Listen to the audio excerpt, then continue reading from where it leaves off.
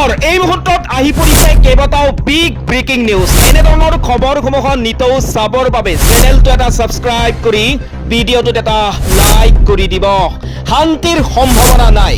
গাজাত ইজৰাইলৰ আক্ৰমণত মৃত্যুৰ সংখ্যা 50,000লৈ বৃদ্ধি, নিহত হৈছে 15,000তকৈ অধিক শিশু। গাজাৰ স্বাস্থ্য মন্ত্ৰালয়ে জনোৱা মতে এই যুদ্ধত এতিয়ালৈকে 50,021 জন ফিলিস্তিনী নিহত হোৱাৰ বিপৰীতে 1,13,000ৰো অধিক লোক আহত হৈছে। ইয়াৰ ভিতৰত মঙ্গলবাৰে ইজৰাইলৰ বোমা বিস্ফোৰণৰ পিছত 673 জন লোকৰ মৃত্যু হৈছে। এই মুহূৰ্তত আহি পৰিছে আন এটা গুৰুত্বপূৰ্ণ খবৰ। বিৰোধীৰ প্ৰতিবাদত উত্তাপ্ত বিধানসভা, হাতত জেওৰালৈ অহা কাৰ্যক নজিৰবিহীন আখ্যা মুখ্যমন্ত্ৰীৰ। ৰোগজ্যোতি কৰ্মীৰ বিৰুদ্ধে ব্যৱস্থা গ্ৰহণৰ দাবীত আজি উত্তাপ্ত হৈ পৰে অসম বিধানসভা। ইফালে বিৰোধী কংগ্ৰেছৰ বিধায়কসকলে কলা পোছাক পৰিধান কৰি প্ৰতিবাদ সাব্যস্ত কৰাৰ বিপৰীতে AIUDFৰ বিধায়কসকলে হাতত জেওৰা লৈ প্ৰতিবাদ সাব্যস্ত কৰে। এই মুহূৰ্তত দিবলৈ ওলাইছো আৰু এটা গুৰুত্বপূৰ্ণ খবৰ। অব্যাহত ড্ৰাগছ বিৰোধী অভিযান। 2021 চনৰ পৰা বৰ্তমানলৈ অসমত জব্দ 2,600 কোটি টকাৰ ড্ৰাগছ। 2021 চনৰ পৰা অসমত 2,600 কোটি টকাৰ ড্ৰাগছ জব্দ কৰা হৈছে বুলি সদৰি কৰিছে মুখ্যমন্ত্ৰীয়ে। অসম আৰক্ষীৰ এই ড্ৰাগছ বিৰোধী অভিযান অব্যাহত থাকিব বুলিও সদৰি কৰিছে মুখ্যমন্ত্ৰীয়ে।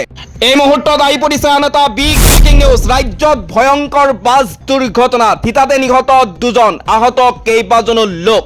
বাছ দুৰ্ঘটনাটোত থিতাতে 2 জন লোক নিহত হৈছে বুলি জানিব পৰা গৈছে। দুৰ্ঘটনাটোত গুৰুতৰভাৱে আহত হৈছে 20 জনৰো অধিক লোক।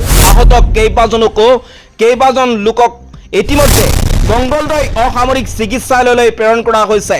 ইফালে গুৰুতৰভাৱে আহতসকলক GMCHলৈ প্ৰেৰণ কৰা হৈছে। এই মুহূৰ্তত আহি পৰিছে আন এটা বিগ ব্ৰেকিং নিউজ। অসমত হিদ্দু মছেৱালা হত্যাকাণ্ডৰ অভিযুক্ত। ক'ত আছে গেংষ্টাৰ যোগ্য ভগৱান পৰিয়া?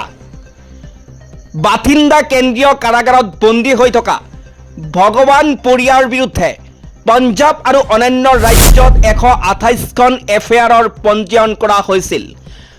ভগৱান পৰিয়াক চণ্ডীগড় বিমানবন্দৰলৈ লৈ যোৱা হয় আৰু তাৰ পিছত পঞ্জাৱ আৰক্ষীৰ সহযোগত কটকটীয়া নিৰাপত্তাৰ মাজেৰে বিমানেৰে অসমলৈ লৈ যোৱা হয়। 2015 চনত এটা হত্যাকাণ্ডৰ গোচৰত গ্ৰেপ্তাৰ হোৱাৰ পিছত ৰাজ্যৰ কেইবাখনো কাৰাগাৰত ৰখা হৈছিল ভগৱান পৰিয়াক।